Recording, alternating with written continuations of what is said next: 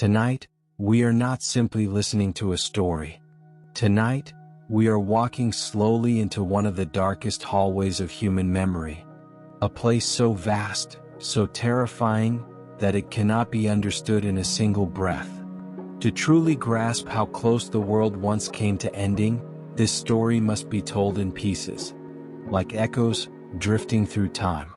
This is Chapter 1, The Arrival of the Shadow.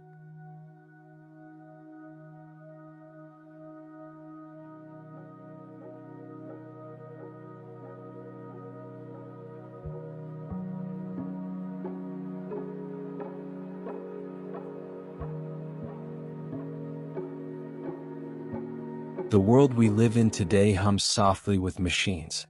Screens glow. Cities never sleep.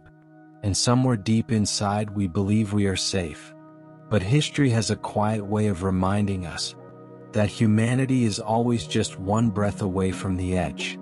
To understand real fear, we must travel back to a time when the sun itself seemed weaker, when the earth became an open grave, and hope felt like a fragile illusion. The year was 1347.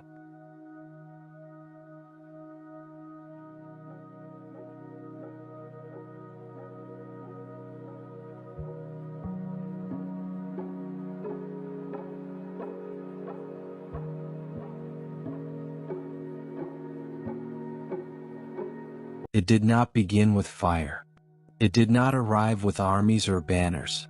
It came as a whisper from the east. Along the ancient Silk Road, through deserts, across mountains, and over endless plains, a silent traveler was moving westward. It carried no sword. It wore no crown. It rode quietly in the fur of rats, and in the blood of fleas.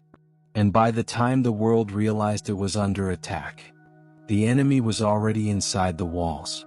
In the autumn of that cursed year, 12 Genoese ships emerged from the Mediterranean fog and drifted into the harbor of Messina, in Sicily.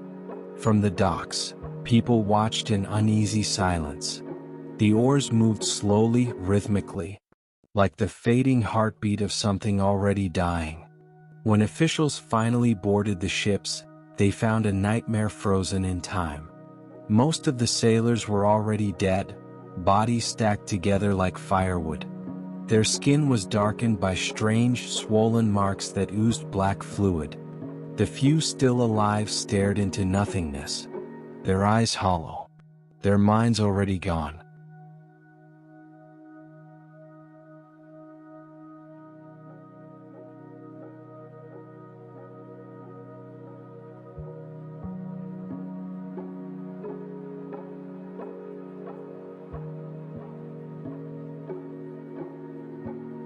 The leaders of Messina reacted with fear and urgency. They ordered the ships driven back into the sea, with fire and arrows. But it was already too late. The shadow had stepped onto European soil. Within days, Messina became a city of ghosts. People who were healthy in the morning were dead by nightfall. The sickness followed a cruel and unmistakable pattern. First the fever, then the shaking chills, and then the buboes, painful swellings in the groin and under the arms. Some small, some the size of apples. They turned black, they burst, and once they appeared, death was almost certain.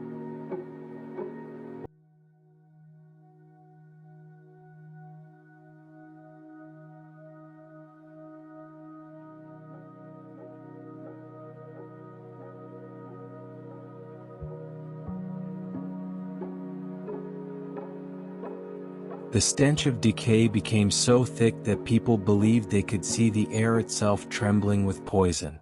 From Sicily, the plague spread like fire across dry land. It respected no borders, no wealth, no faith. It entered palaces and slums alike. It struck priests at the altar and prisoners in their cells. In Florence, the writer Boccaccio described streets filled with the dead. Entire families vanished without ceremony. Corpses were discovered days later, not by cries of mourning, but by the smell. Imagine a city that has lost half its voice. No markets, no laughter, no children, only the sound of wooden carts on stone, and a voice calling endlessly through the streets. Bring out your dead. Bring out your dead.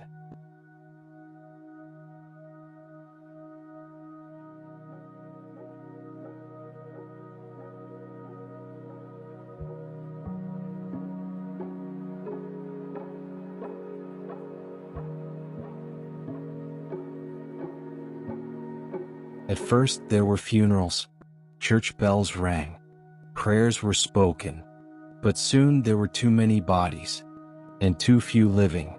The bells fell silent. The dead were placed into mass graves, layered with lime one upon another. Sacred rituals that had held society together for centuries simply dissolved.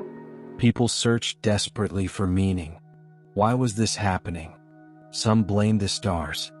Others claimed poisonous winds from the east. Most believed it was God's punishment. And if this was God's will, there was no escape. Walls meant nothing. Prayer felt powerless. The world was not just ending, it was being erased. By 1348, the shadow reached London and Paris.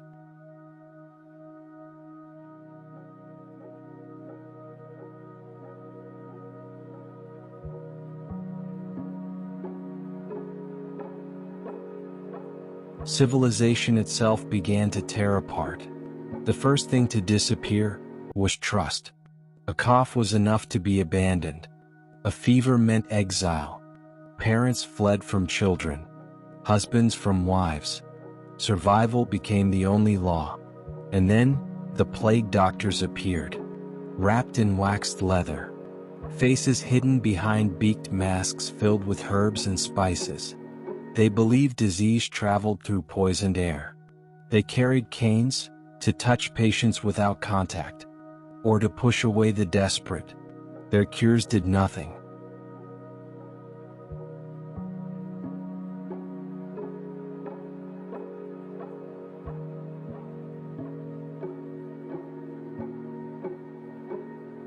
Bloodletting, crushed gems, dead animals.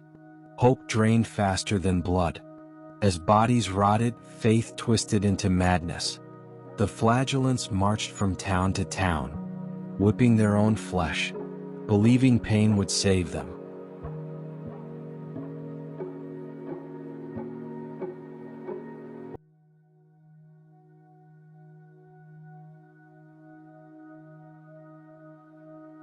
Instead, they carried the disease further.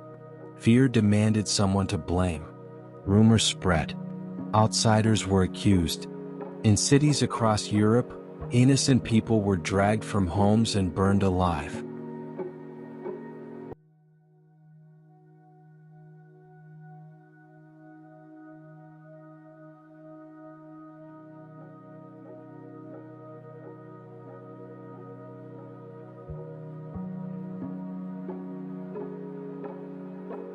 The plague killed the body. Fear killed the soul. Fields lay empty. Cattle wandered alone. There was no bread, no harvest, no burial. Hunger followed disease. And in the ruins, new art appeared. Skeletons dancing with kings and peasants alike. The dance of death, a reminder that in the end,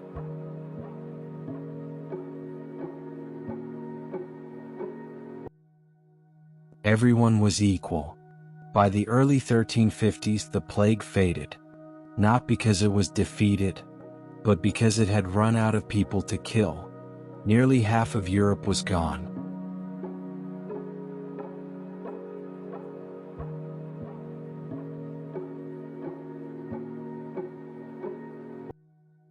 The world that remained was unrecognizable. But from the ruins, change was born. Workers became valuable. Power shifted. The feudal system began to crack. The middle class slowly emerged. Faith turned inward. Curiosity turned outward. And from unimaginable destruction, the seeds of the Renaissance were planted. Yet behind every change, were millions of silent stories.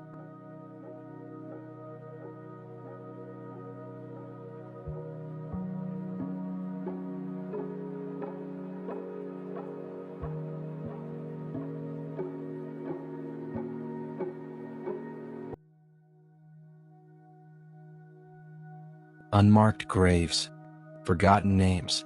The Black Death reshaped humanity, our cities, our science, our thinking. It reminded us that civilization is fragile, a thin sheet of ice, floating over a deep, dark ocean.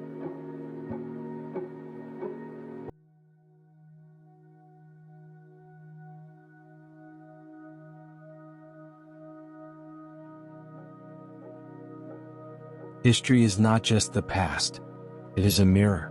When we look into it, we see ourselves, fearful, fragile, and determined to survive. They endured the end of the world and built something new from the ashes. The bells rang again, markets reopened, ships returned. But the silence of the missing never truly left. As night deepens, remember this: we are not masters of this world.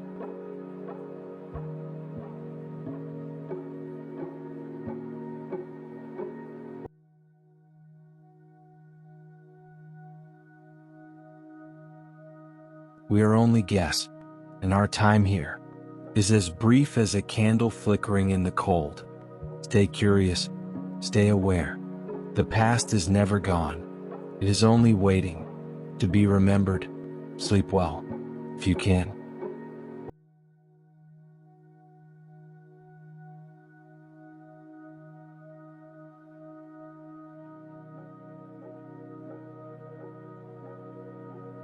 Good night.